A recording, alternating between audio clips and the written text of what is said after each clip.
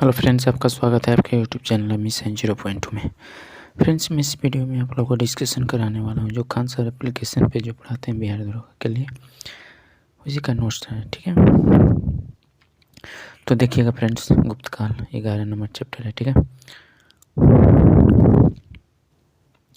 इस वंश में भारतीय इतिहास का स्वर्ण काल कहा जाता है गुप्त। ठीक है, गुप्त शासक का वैसे थे, यह विष्णु उपासक थे। ऐसा माना जाता है कि एक कुषाण शासकों के सामंत थे। ठीक है, इस वंश के संस्थापक श्री गुप्त थे। देखते हैं, इस वंश का वास्तविक संस्थापक चंद्रगुप्त वन थे। इन्होंने लिच्छवी राजकुमारी कुमारी देवी से विवाह किया। इस उपलक्ष्य में उसने राजा रानी प्रकार का सिक्का चलाया था। आगे देखते हैं, समुद्रगुप्त, यह चंद्रगुप्त वन का पुत्र था। यह कुमार देवी का पुत्र था। अतः यह खुद को लिच्छवी का नाती कहलाता था। इसके बचपन का नाम कांच था। ठीक है, चंद्रगुप्त की नीतियां आक्रमण तथा विस्तारवादी थी। अतः यह अशोक के विपरीत था। निश्चित देखते हैं,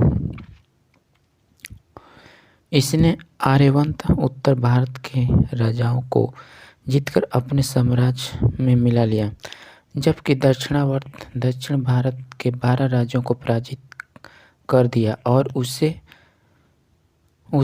कर वसूल रहा। ठीक है, आगे देखते हैं, इन्हीं विजय अभियान के कारण समुद्रगुप्त की तुलना नेपोलियन से की जाती है। इसीलिए B.A. स्मिथ द्वारा समुद्रगुप्त को भारत का नेपोलियन कहा जाता है, जो एर्ली हिस्ट्री ऑफ इंडिया की पुस्तक में लिखा हुआ है। ठीक है, आगे देखते हैं, समुद्रगुप्त के विजय अभियान की जानकारी प्रयाग प्रस्ताव अभिलेख इलाहाबाद से मिलती है। यह अभिलेख समुद्रगुप्त के दरबारी कवि तथा महासंघ विग्रह युद्ध एवं शांति का दूत हरिसेन का है। ठीक है, पुराण में कहा गया है कि समुद्रगुप्त का घोड़ा समुद्र 3 का पानी पीता था। ठीक है, किसका पानी पीता था? समुद्र 3 का पानी पीता था, अर्थात समस्त दक्षिण भारत समुद्रगुप्त के समान नतमस्तक था। आगे देखते हैं, श्रीलंका के शासक मेघवन ने बौद्ध गया में मंदिर बनवाया। कहाँ पे बनाया? बौद्ध गया मंदिर बनवाने के लिए अपना एक दूत समुद्रगुप्त के दरबार में भेजा और अनुमति मांगी। ठीक है, आगे देखते हैं, समुद्रगुप्त ने उस मंदिर बनवाने की अनुमति दे दिया। समुद्रगुप्त के कृष्ण चरित्र पुस्तक की रचना की, जिस कारण इसे कविराज कहा जाता है। ठीक है, इसके सिक्कों पर वीणा बजाते हुए तथा सैनिक वेशभूषा में दिखाया गया है। आगे देखते हैं फ्रेंड्स, समुद्रगुप्त के समय सबसे अधिक प्रचलित सिक्का मयूर शैली का सिक्का था। आगे देखते हैं, समुद्रगुप्त के बाद रामगुप्त शासक बना। यह एक अयोग्य शासक था। इसकी पत्नी का नाम देवी था। देवी के रामगुप्त के छोटे भाई चंद्रगुप्त II के साथ षड्यंत्र रचाकर खुद के पति रामगुप्त की हत्या करवा दी। इसकी जानकारी विशाख दत्त की पुस्तक देवी चंद्रगुप्त में मिलती है। ठीक, नेक्स्ट देखते हैं, चंद्रगुप्त II इसके शकों का अंत कर दिया और विक्रमादित्य की उपाधि धारण की। इतिहास में कुल 14 शासकों ने विक्रमादित्य की उपाधि धारण की। इससे शक विजेता भी कहा जाता था। इसने चांदी के सिक्का चलाया। यह न्याय के लिए प्रसिद्ध था। इसके न्याय का सिंहासन पत्थर का बना था। आगे देखते हैं, इसके समय सर्वाधिक विस्तार हिंदू धर्म का हुआ। इसके दरबार में संस्कृत के 9 विद्वान रहते थे, जिन्हें नवरत्न कहा जाता था। नवरत्न में सबसे प्रमुख कालिदास, संस्कृत लेखक अमरदास कवि, वराही मिहिर, खगोलविद्य धन्वंतरि, आयुर्वेदाचार्य आदि दरबार में थे। ठीक, लिख सकते हैं। चंद्रगुप्त II के दरबार में चीनी बौद्ध विद्वान फयान भारत आया।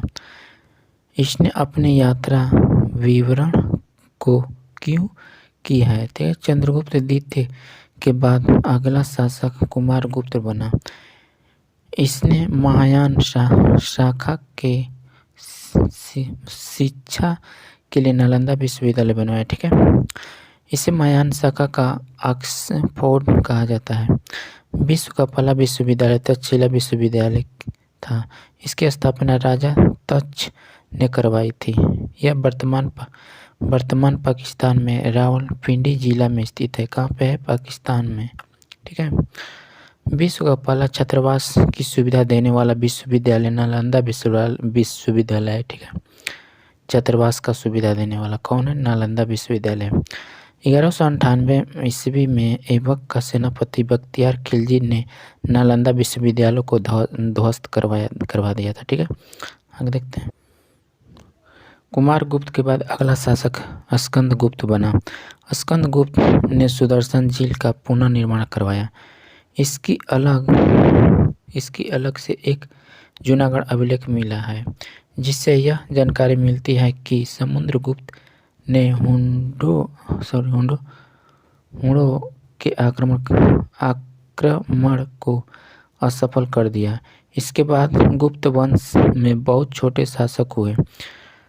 भानुगुप्त के एरन अभिलेख से सती प्रथा की जानकारी मिलती है। इस वंश का अंतिम शासक विष्णुगुप्त था। इस वंश के विनाश का कारण हुणों का आक्रमण था। ठीक, हुणों, आगे देखते हैं। हुण आक्रमण के बाद गुप्त वंश छोटे छोटे सामंतों में बंट गया, जिसमें सबसे महत्वपूर्ण सामंत पुष्यभूति थे। गुप्तकालीन प्रशासनिक व्यवस्था। वर्तमान हिंदू धर्म का स्वरूप गुप्तकाल की देन है। गुप्तकाल की राजधानी कौशाम्बी थी। इस समय शासक की सबसे बड़ी इकाई देश होती थी। ठीक है, देश का सर्वोच्च राजा होता था, जो न्याय भी सर्वोच्च था। शासन की सबसे छोटी इकाई गांव थी, जो ग्रामीण के अधीन रहती थी। नेक्स्ट देखते हैं।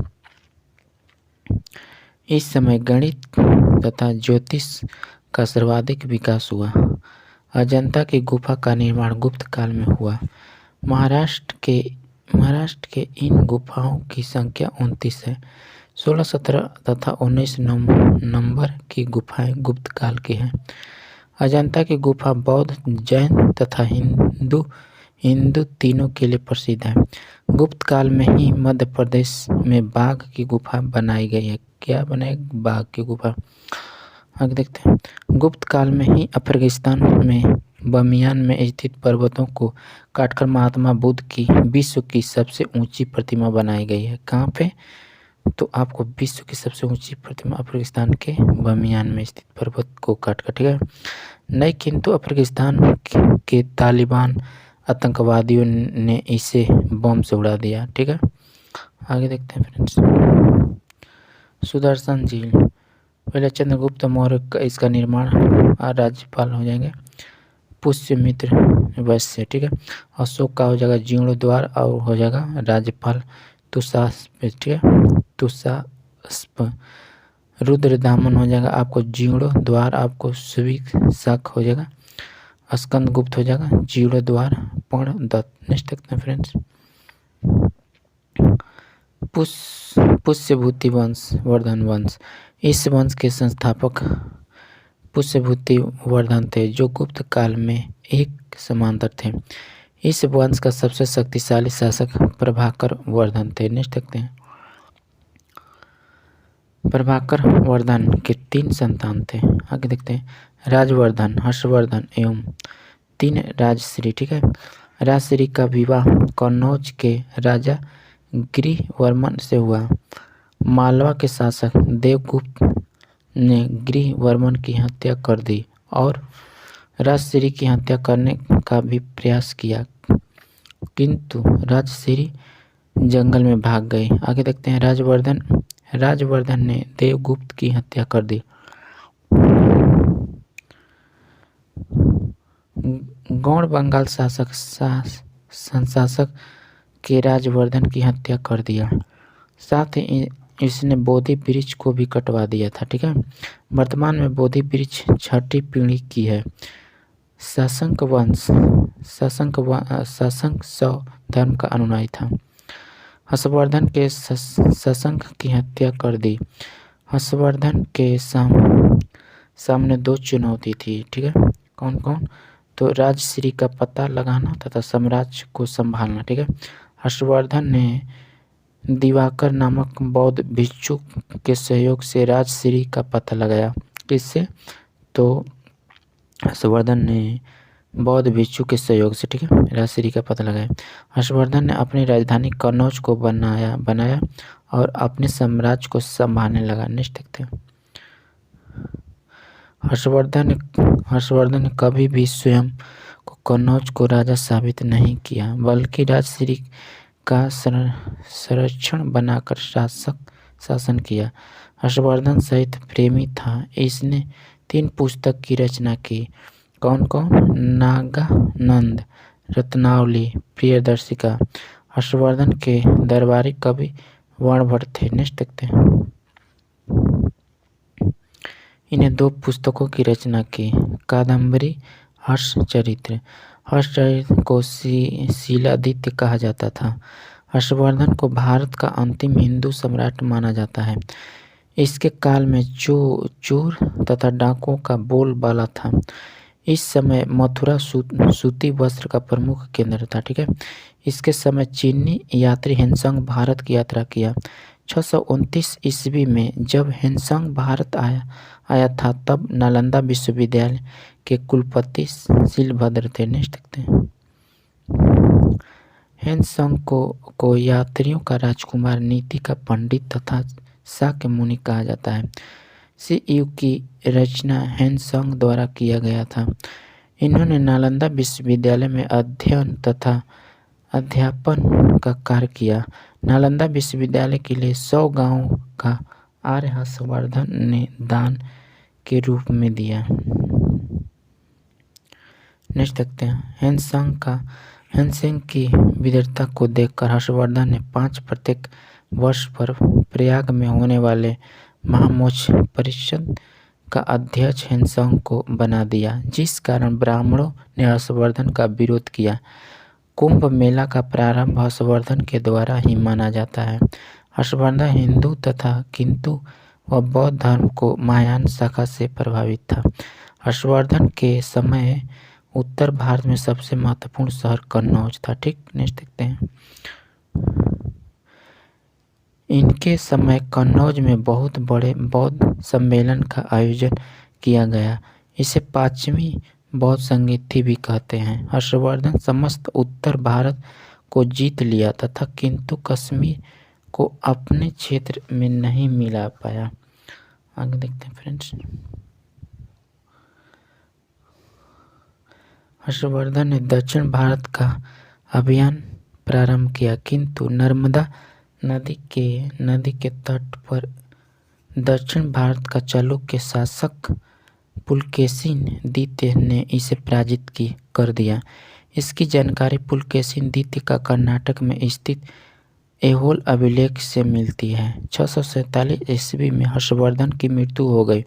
हर्षवर्धन की कोई संतान नहीं थी, जिस कारण हर्षवर्धन वंश का पतन हो गया। ठीक है, आगे देखते हैं, हर्षवर्धन की मृत्यु के बाद उत्तर भारत में राजनीतिक शून्य सन्नाटा की स्थिति में आ गई। इतिहास में हर्षवर्धन की मृत्यु को युग परिवर्तन का काल कहते हैं। हर्षवर्धन अंतिम बौद्ध राजा था जो संस्कृत का महान विद्वान था। हर्षवर्धन की मृत्यु के बाद कन्नौज पर यशोवर्मन का शासक हुआ। ठीक है फ्रेंड्स, इस चैप्टर में इतना ही क्वेश्चन था। ठीक है, नेक्स्ट चैप्टर में आपको कराएंगे फ्रेंड्स, देखिएगा, जो लास्ट चैप्टर है जो दक्षिण भारत। ठीक है, तो फ्रेंड्स वीडियो अच्छा लगा होगा तो इसे ज़रूर लाइक कीजिएगा। चैनल पर नए होंगे तो चैनल को भी आप सब्सक्राइब कर दीजिएगा, ठीक है। नेक्स्ट वीडियो में फिर मिलते हैं, तब तक के लिए धन्यवाद।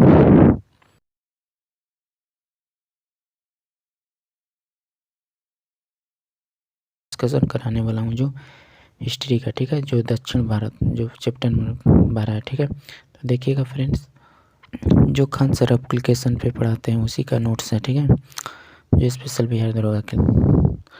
देखिएगा फ्रेंड्स, संगम काल 100 ईस्वी से 250 के मध्य भारत में पांड्य राजाओं के संरक्षण के कवियों के 3 विशाल सम्मेलन बुलाए गए। इन सम्मेलन को ही तमिल भाषा में संगम कहते हैं, ठीक है।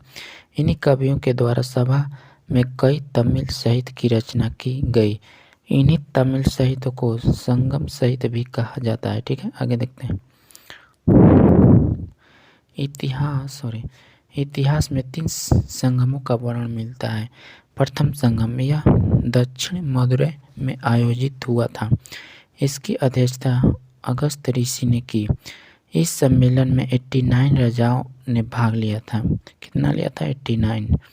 वर्तमान में दक्षिण मदुरै जलमग्न हो गया, जिस कारण इस संगम में लिखे गए साहित्य को कोई जानकारी नहीं है, ठीक है। नेक्स्ट देखते हैं, द्वितीय संगम यह कपाटमपुरम अलव में आयोजित हुआ था। प्रारंभ में इसकी अध्यक्षता अगस्त ऋषि ने की, किंतु बाद में आपको हो जाएगा तोल्काप्पियर ने की। इसी सम्मेलन में तोल्काप्पियर नामक तमिल साहित्य की रचना की। आगे देखते हैं। इस संगम में 59 राजाओं ने हिस्सा लिया था, ठीक है। आगे देखते हैं।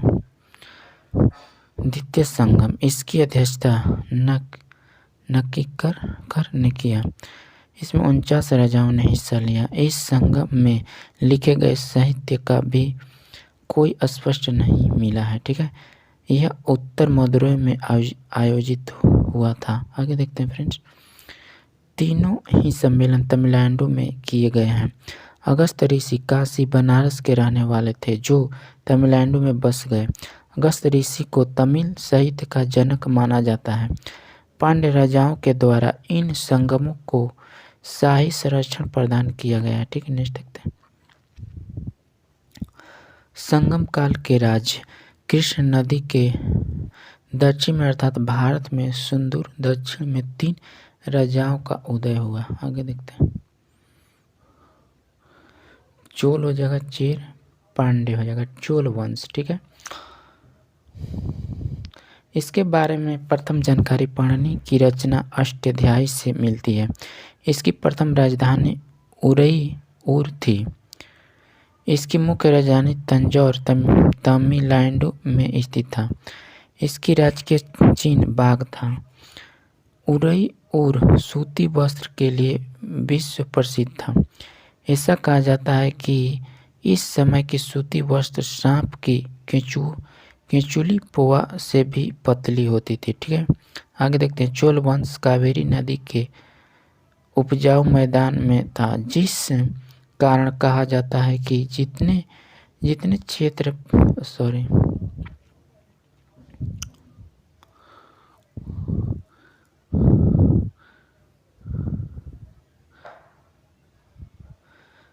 क्षेत्र में एक हाथी सोता था, उतने ही क्षेत्र में उसका अनाज उगाया जाता था,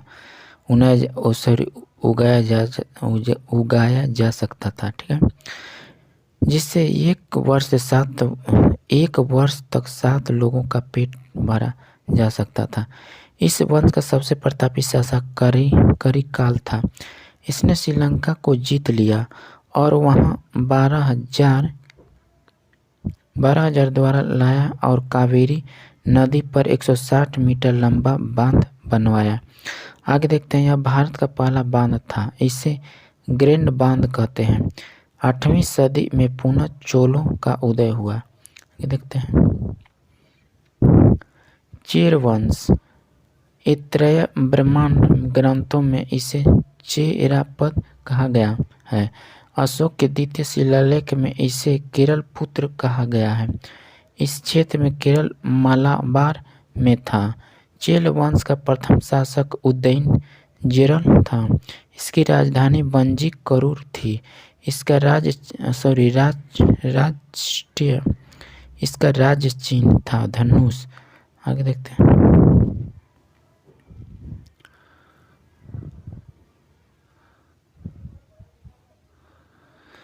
इसका राज्य धनुष था, ठीक है। उदयन जेरल ने महाभारत युद्ध के सैनिक के लिए भोज करवाया था, ठीक है। अगला शासक सेनगुट्टन वर्ग था। इसे लाल चेर भी कहते हैं, ठीक है। इस वंश का सबसे प्रतापी शासक सेनगुट्टनवर था। सेनगुट्टनवर ने पत्नी पूजा कणगरी पूजा प्रारंभ किया। इस पूजा में उन्हें श्रीलंका तथा पड़ोसी के राजाओं को भी आमंत्रित किया। नेक्स्ट देखते हैं। इस वंश का अगला शासक आदिघमान था, जिन्हें गन्ने की खेती प्रारंभ की। पांड्यन वंश। नेक्स्ट देखते हैं। इसकी राजभाषा तमिल थी। यह मात्य सत्यात्मक तथा मोतियों के लिए प्रसिद्ध था। पांड्य राजाओं ने ही 3 संगम का आयोजन करवाया था। पांड्य वंश की प्रथम जानकारी मेगास्थनीज की पुस्तक इंडिका से मिलती है, ठीक है। नेक्स्ट देखते हैं। पांड्य वंश का क्षेत्र तमिलनाडु के दक्षिणी भाग में था। इसकी राजधानी मदुरै थी। इसका राजकीय चिन्ह मछली कौप था। आगे देखते हैं। पांड्य वंश का प्रथम शासक नोडियोन था। नेक्स्ट देखते हैं फ्रेंड्स। इसके समुद्र पूजा प्रारंभ की, ठीक है। इस वंश का सबसे प्रतापी शासक नेडुजेलियन था। इसने 290 ईस्वी में हुए तलयालंगानम ने युद्ध में चेर, चोल तथा 5 अन्य राजाओं को एक साथ पराजित कर दिया। 5वीं सदी आते आते पांड्य वंश अस्तित्व विहीन हो गया, ठीक है। पांड्य वंश के राजाओं का रोम के राजा से अच्छा संबंध था। इन्होंने अपने दूत रोम के राजा अंगस्टेसा के दरबार में भेजा था।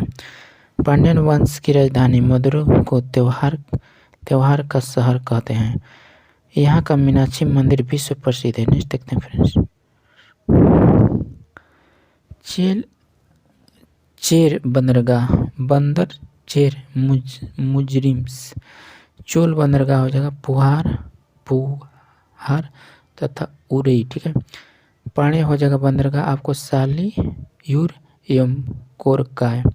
आगे देखते हैं। संगम कालीन साहित्य। संगम साहित्य तमिल भाषा में लिखे गए हैं। इन्हें तमिल कम या द्रविड़ साहित्य भी कहते हैं, जो निम्नलिखित हैं। आगे देखते हैं। तोल्काप्पियम। इसका संबंध व्याकरण से है। इसकी रचना तोल्काप्पियर ने की थी, ठीक है। आगे देखते हैं। तिरुक्कुराल या कुराल, इसे तमिल साहित्य का बाइबिल एजिल कहते हैं। आगे देखते हैं।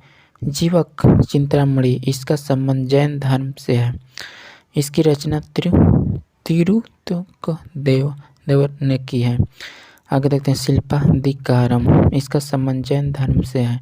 इसमें नुपुर पायल की कहानी है। इसे तमिल काव्य का इटलियन भी कहा जाता है। इसकी रचना इलांगो आदिगल ने की थी, ठीक। नेक्स्ट देखते हैं। राजा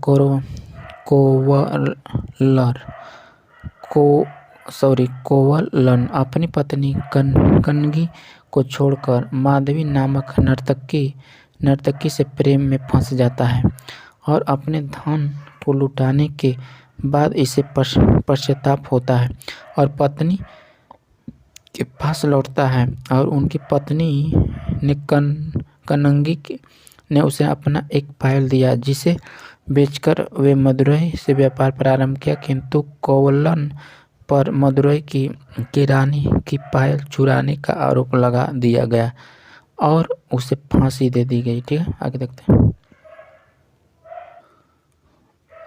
हैं। फ्रेंड, कोलन की पत्नी कन्नगी ने श्राप दे दिया, जिससे मदुरई शहर नष्ट हो गया। ठीक है, आगे देखते हैं। मणिमेखले, इसका संबंध भी बौद्ध धर्म से है। इसमें कोलवन तथा माधवी से उत्पन्न संतान मणिमेखलम की चर्चा है, जिससे अंततः बौद्ध धर्म अपना लिया था। ठीक है, इनकी रचना सिद्ध सत्यनार द्वारा किया गया था। इसे तमिल काव्य की ओडिसी भी कहा जाता है। नेक्स्ट देखते हैं फ्रेंड। चालुक्य वंश 550 ईस्वी से 757 ईस्वी। सतपुड़ा पर्वत के दक्षिण में चालुक्य वंश का उदय हुआ। इनकी 3 शाखाएं थी। कौन कौन? वातापी, बादामी, ठीक है, कल्याणी एवं वेगी। नेक्स्ट देखते हैं। चालुक्य, वातापी, बादामी।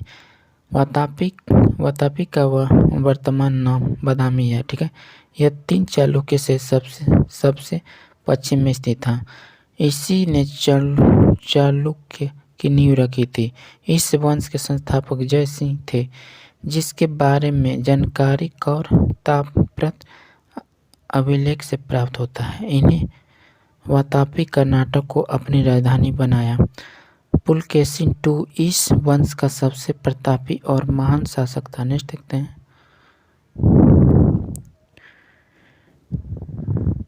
जिसके बारे में जानकारी ऐहोल अभिलेख से मिलती है।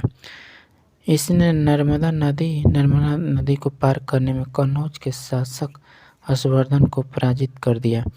इसने दक्षिण भारत में पल्लव शासक महेंद्र वर्मन को पराजित कर दिया तथा इसकी राजधानी कोची को जीतकर काचिकोड की उपाधि धारण कर लिया। आगे देखते हैं फ्रेंड्स।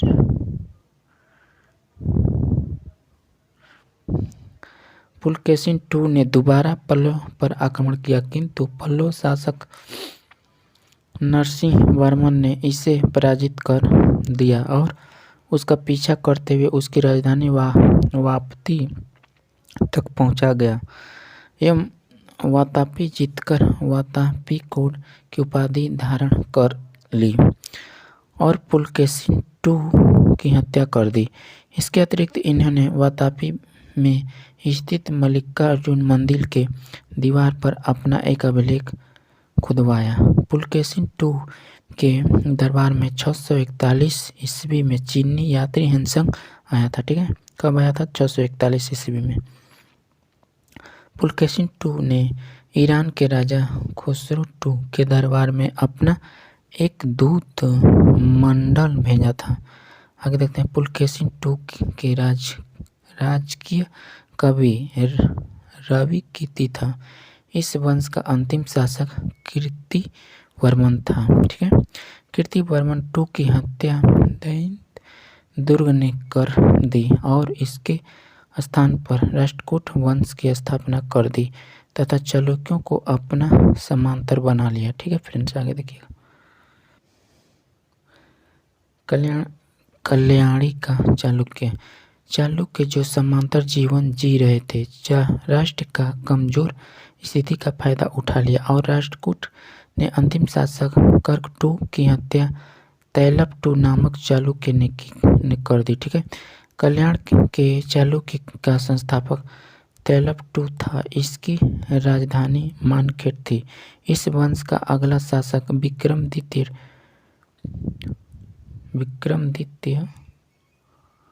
IV बना। ठीक है, यह एक कुशल योद्धा था। ठीक है, नेक्स्ट देखते हैं।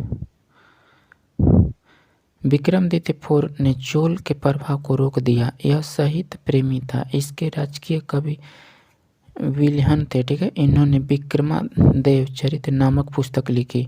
इसके दरबार में मिताक्षर के लेखक विज्ञानेश्वर रहते थे। मिताक्षर का संबंध हिंदू कानून से था। ठीक है, इस वंश का राजसिंह वरासुर था। इस वंश के अंतिम शासक सोमेश्वर थे। ठीक है, सॉरी 4। आगे देखिएगा फ्रेंड्स, 6 है। वेगी का चालुक्य, ठीक है। यह चालुक्य की सबसे कमजोरी शाखा थी जो आंध्र प्रदेश के वेगी में थी, ठीक है। इस वंश के संस्थापक विष्णुवर्धन थे।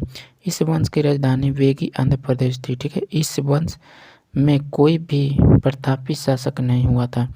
इस वंश का सबसे योग्य शासक विजयादित्य था। नेक्स्ट देखते हैं पल्लव वंश। इस वंश का संस्थापक सिंह विष्णु थे, ठीक है। इस वंश की राजधानी कांची थी, ठीक है। यह दक्षिण भारत में कृष्ण और गोदावरी नदियों के बीच का प्रदेश था, ठीक है। इस वंश का अगला शासक महेंद्र वर्मन था, जिसे वातापी के चालुक्य शासक पुलकेशिन II ने पराजित कर दिया। नेक्स्ट देखते हैं इस वंश का अगला शासक नरसिंह वर्मन था।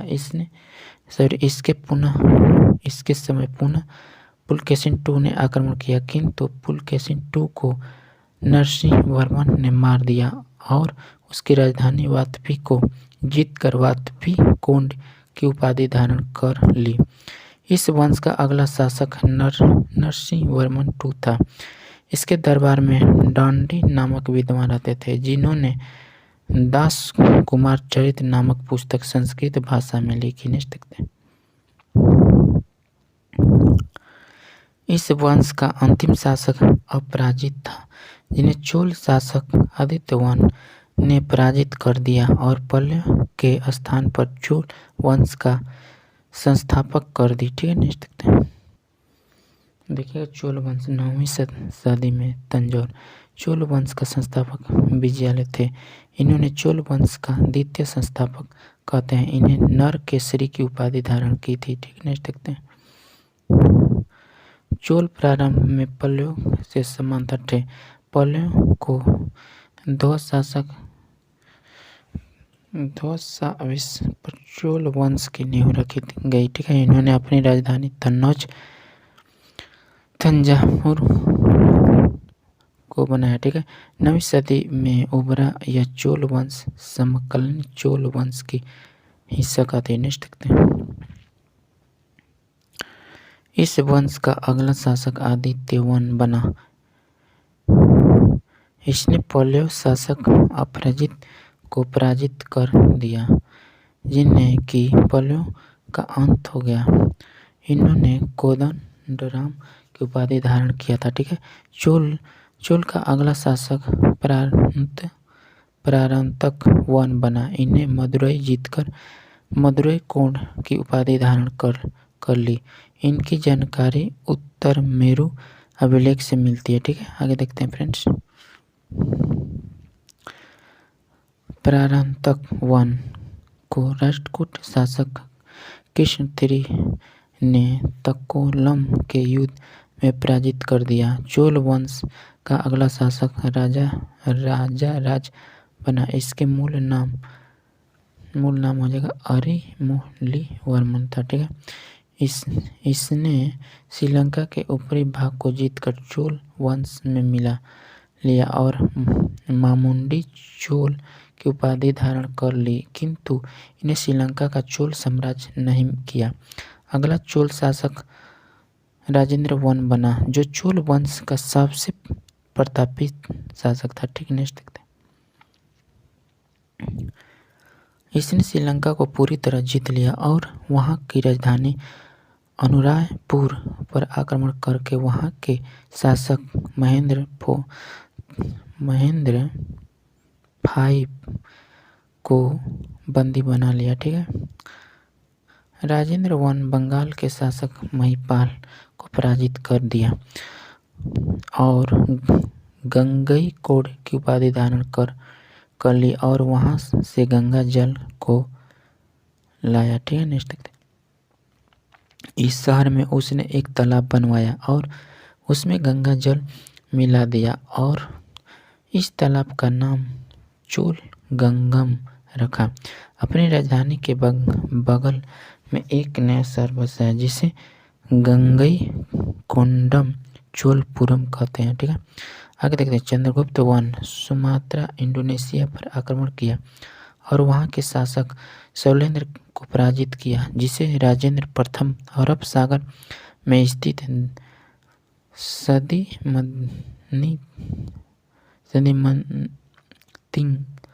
तिंक नामक द्वीप भी अधिकार कर लिया। ठीक है, नेक्स्ट देखते हैं। इस वंश के अंतिम शासक राजेंद्र III थे, जिन्हें बाद में यह वंश स्वतः समाप्त हो गए। चोल काल में स्थानीय स्वशासन भारत का सबसे प्राचीन स्थानीय स्वशासन है। इस समय स्थानीय स्वशासन का चुनाव लॉटरी पद्धति द्वारा होता था। ठीक है, चोल की नौसेना सबसे शक्तिशाली थी। ठीक है फ्रेंड्स, आगे देखते हैं। चोल काल में शिव मंदिरों का निर्माण हुआ जो द्रविड़ शैली में बने थे। ठीक है, द्रविड़ शैली का विमान शैली भी कहते हैं। विमान शैली का प्रथम उपयोग तंजौर के बृहदेश्वर मंदिर में किया गया। चोल काल में निर्मित नटराज प्रतिमा संस्कृति ठीक धरोहर था। ठीक है, चोल काल को तमिल भाषा का स्वर्ण काल कहा जाता है। तमिल साहित्य के त्रिरत्न के रूप में कंबन, ओट्टक, कुट्टन एवं पुगलेंदी थे। ठीक है, नेक्स्ट देखते हैं। कंबन ने तमिल रामायण की रचना की। ठीक है, राष्ट्रकूट वंश 7वीं से 9वीं। ठीक है, इस वंश के संस्थापक दैत्य दुर्ग थे। इन्होंने वातापिक में चालुक्य शासक कीर्तिमान II को हराकर राष्ट्रकूट की नींव रखी, किंतु इन्होंने चालुक्य को पूरी तरह सफाया नहीं किया, जो कि इसकी सबसे बड़ी भूल साबित हुई। आगे देखते हैं। दैत्य दुर्ग ने अपनी राजधानी माणिकखेड़ मालवाखंड को बनाया। इस वंश का अगला शासक कृष्णवर्मा था, जिन्होंने महाराष्ट्र में एलोरा के कैलाश मंदिर बनवाया। इस वंश का अगला शासक ध्रुव बना, जिन्हें कन्नौज पर अधिकार के लिए त्रिपक्षीय संघर्ष में भाग लिया। त्रिपक्षीय संघर्ष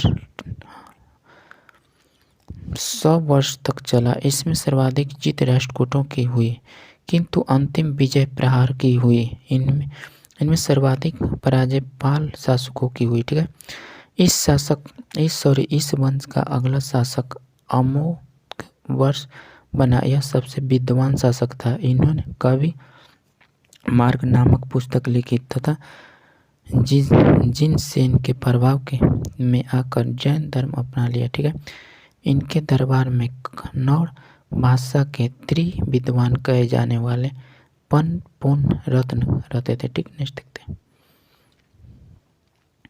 शांति पुराण की रचना पुन द्वारा किया गया था। ठीक है, इस वंश का अगला शासक कृष्ण III बना। इसमें तक्कोलम के युद्ध में चोल शासक परांतक वन पराजित कर दिया। ठीक है, इस वंश का अंतिम शासक कर्क II था, जो एक अयोग्य शासक था। इनकी हत्या तैलप II ने कर दी और चालुक्य वंश की पुनः स्थापना कर दी। आगे देखते हैं। तैलप II का चालुक्य वंश कल्याणी का चालुक्य कहलाता है। ठीक है, नेक्स्ट देखते हैं। पाल वंश 7वीं से 11वीं। ठीक है, पाल वंश का संस्थापक गोपाल थे। ठीक है, पाल वंश का शासक बौद्ध धर्म के बर्जियान शाखा से अनुयायी थे। ठीक है, पाल वंश का बिहार बंगाल के क्षेत्र में था। पाल वंश की राजधानी मुंगेर थी। ठीक, नेक्स्ट देखते हैं। इन्होंने बिहार शरीफ नालंदा में उधमपुर विश्वविद्यालय की स्थापना की। ठीक है, पाल वंश का अगला शासक धर्मपाल था। ठीक है, इन्होंने कन्नौज पर अधिकार के लिए त्रिपक्षीय संघर्ष में भाग लिया, किंतु इसकी पराजय हुई और इसी कारण पाल साम्राज्य का विकास रुक गया। नेक्स्ट देखते हैं। धर्मपाल में भागलपुर बिहार में विक्रमशिला विश्वविद्यालय तथा बांग्लादेश में सोनपुर महाविहार की स्थापना की। ठीक है, इस वंश का अगला शासक महिपाल बना। महिपाल ने पाल वंश का विकास पुनः प्रारंभ किया, जिस कारण इसे पाल वंश का द्वितीय संस्थापक कहते हैं। इसने आदि दीपंकर नामक बौद्ध भिक्षुओं ने नित्य में एक दूत मंडल तिब्बत में ब्रजियान शाखा के प्रचार के लिए भेजा। इसी के काल में चोल शासक राजेंद्र वन ने बंगाल पर आक्रमण कर दिया, जिस कारण पाल वंश बिखर गया। पाल वंश के अंतिम शासक मदन पाल थे। इनकी मृत्यु के बाद पाल वंश का अंत हो गया। किसकी मृत्यु के बाद? तो मदन पाल की मृत्यु के बाद पाल वंश का अंत हो गया। ठीक है। पाल वंश का संस्थापक पर बंगाल के क्षेत्र में सेन वंश का उदय हुआ। किसका हुआ? सेन वंश का। नेक्स्ट देखते हैं, सेन वंश। इस वंश का संस्थापक सामंत थे। ठीक है। सेन वंश की राजधानी लखनौती नदियां बंगाल में थी। इस वंश का अगला शासक विजय सेन था। अगला शासक लक्ष्मण सेन बने। इसके दरबार में जयदेव नामक विद्वान रहते थे। ठीक है। जयदेव गीत गोविंद नामक पुस्तक की रचना की। लक्ष्मण सेन के बाद कोई भी योग्य शासक नहीं बना और 11वीं सदी के अंत में सेन वंश समाप्त हो गया। परम भागवत की उपाधि लक्ष्मण सेन ने धारण की थी।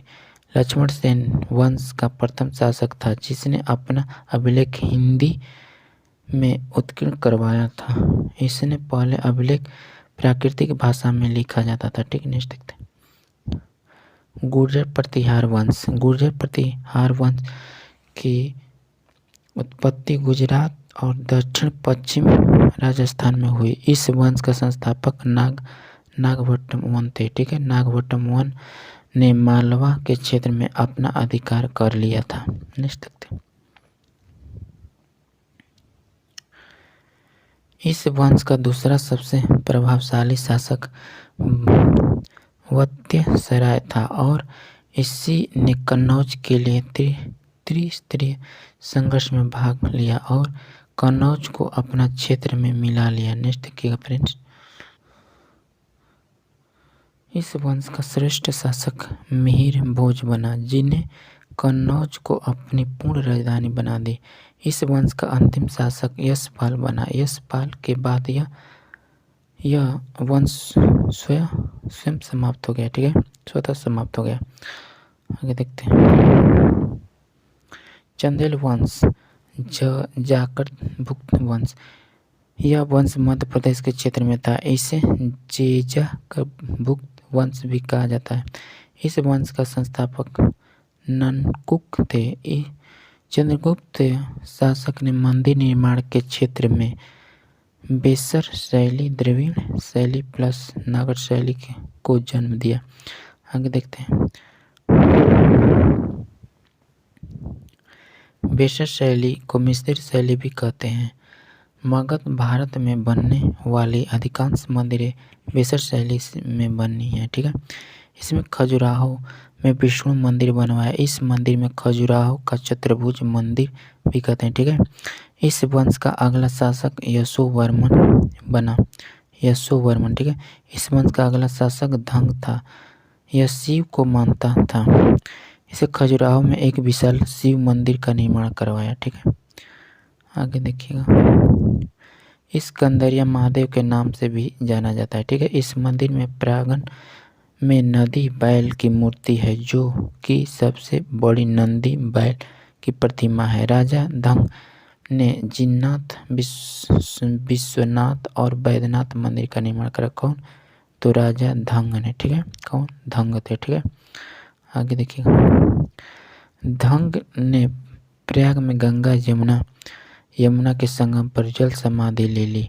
इस वंश का सबसे प्रतापी शासक विद्याधर था जिसे गुजरात के शासक राज्यपाल की हत्या कर दी क्योंकि इसने महमूद गजनवी को सामना नहीं किया बल्कि डर से भाग गया। विद्याधर अकेले ऐसे भारतीय शासक था जिन्हें महमूद गजनवी का महत्वाकांक्षाओं का सफलतापूर्वक विरोध किया। इस वंश का अंतिम शासक परमदेव था जिसे पृथ्वीराज चौहान III ने पराजित कर दिया और इन्हें क्षेत्र को मिला लिया। ठीक, नेक्स्ट देखते हैं, अल्लाह रुद्र दोनों भाई परमदेव का सेनापति था जो पृथ्वीराज चौहान के साथ युद्ध करते समय उनकी मृत्यु हो गई। कुछ छोटे राजवंश। आगे देखिए, पूर्वी गंग वंश यह उड़ीसा का आंध्र प्रदेश में था। इस वंश का संस्थापक आनंद वर्मन ने पुरी में जगन्नाथ मंदिर बनवाया। ठीक है। इस वंश का शासक नरसिंहवर्मन ने कोणार्क में सूर्य मंदिर बनवाया, जिसे ब्लैक पंगोडा भी कहते हैं। नेक्स्ट देखिएगा, इस वंश के शासक नरसिंह देव ने भुवनेश्वर में लिंगराज मंदिर बनवाया। ठीक है। काकतीय वंश तेलंगाना। आगे देखते हैं, यह तेलंगाना के क्षेत्र में एक छोटा सा वंश था। इसके संस्थापक बीटा प्रथम थे। इस वंश का अगला शासक रुद्र प्रथम बना। इसने अपनी राजधानी वारंगल को बनाया। ठीक है। नेक्स्ट देखते हैं, इस वंश का अगला शासक प्रतापरुद्र देव था, जिसके शासक काल में मालिक काकूर ने आक्रमण किया। इसने बिना लड़े अधीनता स्वीकार कर ली और अपनी सोने की प्रतिमा को जंजीर लगाकर तथा कोहिनूर हीरा अलाउद्दीन खिलजी के दरबार में भेंट किया। इसके बाद यह वंश स्वतः समाप्त हो गया। इस वंश का अलाउद्दीन खिलजी का अधिकार हो गया। नेक्स्ट देखते हैं, होयसल वंश ये यादव वंश के समांतर थे। इन्होंने अपनी राजधानी द्वार समुद्र आधुनिक हलेवीड को बनाया। इस वंश के संस्थापक विष्णुवर्मन थे। इन्होंने वेल्लूर में चेन्ना केशव मंदिर बनाया। इस वंश का अंतिम शासक वीर वल्लभ द्वितीय था, जिसे मलिक काकूर ने पराजित कर दिया और यह वंश समाप्त हो गया। नेक्स्ट देखिएगा, कश्मीर का इतिहास। कश्मीर के इतिहास के बारे में जानकारी संस्कृत के कल्हड़ की पुस्तक राजतरंगिणी से मिलती है। राजतरंगिणी यह ऐसा संस्कृत साहित्य है जिसमें क्रमबद्ध तरीके से इतिहास लिखने की पहली प्रयास किया गया है। ठीक है। लोहार वंश का हर्ष स्वयं एक कवि था और कई भाषाओं एवं विद्याओं का ज्ञाता थी। इसके दरबार में कल्हड़ नामक विद्वान थे। ठीक है। इस वंश का अंतिम शासक जय सिंह था। इन्हीं के काल में राजतरंगिणी पुस्तक पूर्ण हुई थी। इसके बाद कश्मीर का यवन आक्रमण हो गया। यवन आक्रमण के बाद कश्मीर पर तुर्क शासकों ने अधिकार कर लिया। नेक्स्ट देखते हैं फ्रेंड्स, सबसे योग्य तुर्क शासक जैनुल आवेदीन थे। इन्हें कश्मीर का अकबर कहा जाता है। नेक्स्ट देखते हैं फ्रेंड्स, देखिए मूर्तिकला मंदिर निर्माण की शैली। मूर्ति बनाने की शैली 3 भाग में। ठीक है। गांधार शैली, मथुरा शैली, अमरावती शैली। शैली, जगह, रंग, वंश, धर्म, अवस्था, संकेत। गांधार हो जाएगा पश्चिम भारत, रंग काला हो जाएगा। कुषाण बौद्ध धर्म हो जाएगा, धर्म योग, आस्था हो जाएगा, चिंता संकेत हो जाएगा। ठीक है। मथुरा का उत्तर भारत लाल हो जाएगा। ठीक है। कुषाण बौद्ध प्लस जैन प्लस हिंदू। ठीक है। आशीर्वाद हो जाएगा, प्रसन्नता। ठीक है। अमरावती हो जाएगा आपको दक्षिण भारत, सफ़ेद हो गया, सातवाहन बौद्ध हो जाएगा, ग्रुप हो जाएगा कहानी। ठीक है। नेक्स्ट देखते हैं, स्थापत्य कला। ठीक है। भारत में स्थापत्य कला में मंदिरों का निर्माण की शैली बहुत महत्वपूर्ण भूमिका रखती है। ठीक है। भारत में प्रमुख रूप से मंदिर के निर्माण की जो शैली है वह मौर्य काल से प्रारंभ होती है और गुप्त काल में अपने चरम पर होती है। ठीक है। मंदिरों का वर्तमान स्वरूप गुप्त काल है। ठीक है। नेक्स्ट देखते हैं फ्रेंड्स, मंदिर का निर्माण शैली 3 है। नगर शैली हो जाएगा, विमान शैली, द्रविड़ और हो जाएगा आपको बेसर शैली। नेक्स्ट देखते हैं फ्रेंड्स, नगर शैली मंदिर उत्तर भारत में देखने को मिलते हैं। ठीक है। ये देखिए जो ये राम मंदिर है। ठीक है। इसी का मैप है। आगे देखते हैं फ्रेंड्स, यह उत्तर भारत में हिमालय से लेकर विंध्याचल पर्वत तक मिलते हैं। ठीक है। नगर शैली की मंदिर का जो गुंबद होता है वह नीचे चौड़ा होता है और जैसे जैसे ऊपर जाता है पतला होते जाता है। यह गुंबद रेखीय होता है जिसे शिखर कहा जाता है। ठीक है। शिखर के ऊपर एक रिंग बना दिया जाता है जिससे आमलक कहा जाता है। नेक्स्ट देखते हैं, देखते हैं था आमला के ऊपर एक कलश रखा जाता था और कलश में बगल में एक ध्वज रखा जाता था। ठीक है, नगर शैली की मंदिर कभी भी अकेली नहीं होती थी, इसमें 5 मंदिर के ग्रुप में बनाया जाता था, इसीलिए इसे पंचायतन शैली भी कहा जाता था। ठीक है, इस मंदिर के चारों ओर 4 दीवार नहीं रहती थी। यहाँ किसी भी प्रकार के तालाब नहीं होता था क्योंकि उत्तर भारत में नदियों की कोई कमी नहीं थी और मंदिर में कोई भव्य द्वार नहीं होता था। ठीक है, यह शाखा गुजरात में भी है जिसे सोलंकी शैली कहते हैं। विमान शैली, द्रविड़ शैली का विमान चोल और पल्लव काल में हुए थे। आगे देखते हैं, देखिएगा फ्रेंड्स टेम्पल। ठीक है, ये मंदिर हमें दक्षिण भारत में देखने को मिलती है। ठीक है, दक्षिण भारत में पानी की कमी होती थी, इसीलिए इस शैली में निर्मित मंदिर के आसपास तालाब भी होते थे। ठीक है, इस शैली में कृष्ण नदी के से लेकर पूरे भारत में इस शैली में भव्य मुख्य द्वार होते थे जिसे हम लोग गोपुरम या गोपुरा कहते थे। ठीक है, मुख्य द्वार के कारण यहाँ 4 दीवारी बनी होती थी। ठीक है, नेक्स्ट देखते हैं। यह मंदिर भी पंचायतन शैली में ही था। ठीक है, मंदिर बीच में रहती थी। इस शैली की मंदिर सीढ़ीनुमा होती थी और सीढ़ीनुमा विमान कहा जाता था, इसी कारण इस शैली को विमान शैली भी कहा जाता था। ठीक है, विसर शैली, यह शैली नागर और द्रविड़ शैली को मिश्रित रूप है।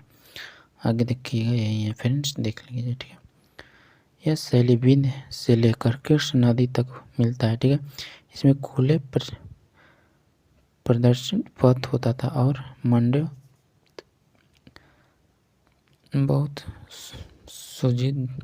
सुसज्जित होता था। ठीक, आगे देखते हैं।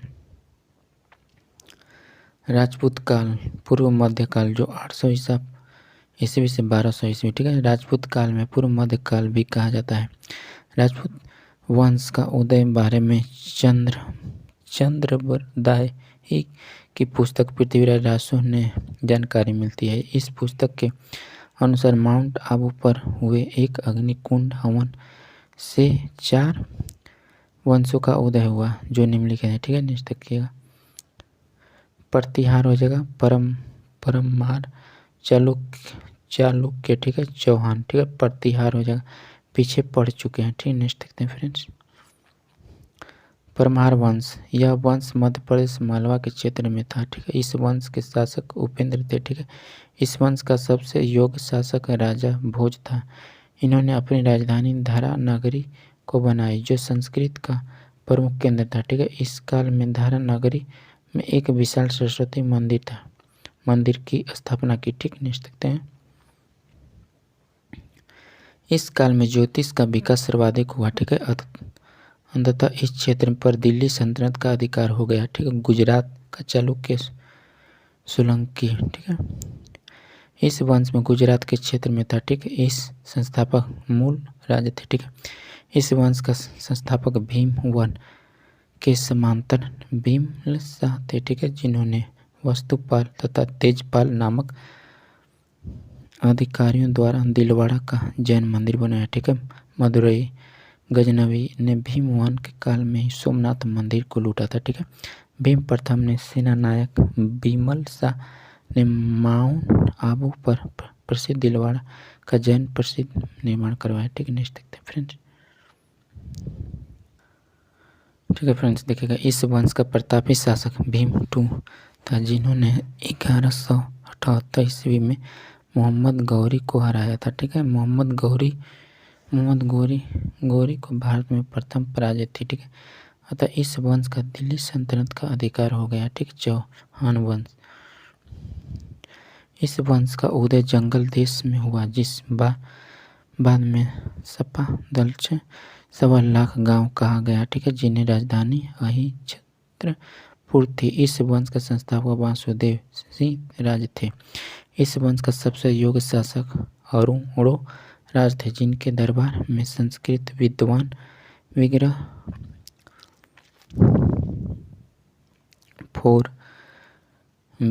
फोर विश्लदेव रहते थे, ठीक है, जिन्होंने हरकेली नामक संस्कृत नाटक लिखा था, ठीक है। इस वंश का अगले शासक पृथ्वीराज 3 चौहान थे, ठीक है। पृथ्वी चौहान के रामपिथौला भी कहा जाता है, ठीक। पृथ्वीराज 3 चौहान के पिता सोमेश्वर तथा माता सराचिका कपूरी देवी थी, जो त्रिपुरी में कलचुरी राजा अचल राज की पुत्री थी, ठीक है। पृथ्वीराज द्वितीय के दरबार में जयानक चंद्र बरदाई विश्वरूप आपको हो जाएगा वागीश्वर जनार्दन विद्यापति गौड़ आशाधार तथा पृथ्वी भट्ट आदि विद्वान थे, ठीक है। नेक्स्ट देखते हैं फ्रेंड्स। चंद्रबाई ने पृथ्वीराज रासु नामक ग्रंथ की रचना किया, ठीक है। इन्होंने जयचंद्र के साथ मिलकर तराइन के प्रथम युद्ध 1191 ईस्वी में मोहम्मद गौरी को पराजित कर दिया, ठीक है। पृथ्वी 3 चौहान ने जयचंद्र की बेटी संयुक्ता का अपहरण कर लिया और इन्होंने विवाह कर लिया, जिन्हें कारण जयचंद्र और पृथ्वी 3 चौहान एक दूसरे के विरोधी हो गए, ठीक है। जयचंद्र ने मोहम्मद गौरी से मिलकर तराइन के द्वितीय युद्ध में 1192 ईस्वी में पृथ्वीराज 3 के चौहान की हत्या कर दी, ठीक है। तराइन का द्वितीय युद्ध भारतीय इतिहास में एक निर्णायक घटना थी। मोहम्मद गौरी ने 1194 में चंद्रवार का युद्ध में जयचंद्र की हत्या कर दी, ठीक है। मोहम्मद गौरी का गुलाम कुतुबुद्दीन ऐबक ने दिल्ली तथा अजमेर पर आक्रमण कर चौहानों को सत्ता में अंत कर दिया, ठीक है फ्रेंड्स। चैप्टर जो समाप्त हो गया, ठीक है, जो प्राचीन भारत समाप्त हो गया। तो फ्रेंड्स वीडियो अच्छा लगा होगा तो इसे जरूर लाइक कीजिएगा। चैनल पर नए होंगे तो चैनल को भी आप सब्सक्राइब कर दीजिएगा, ठीक है। क्योंकि फ्रेंड्स मैं इस वीडियो जितना चैप्टर था उसको एक ही वीडियो में हम कंप्लीट करा दूंगा, ठीक है। ठीक है फ्रेंड्स, नेक्स्ट वीडियो में फिर मिलते हैं, तब तक के लिए धन्यवाद।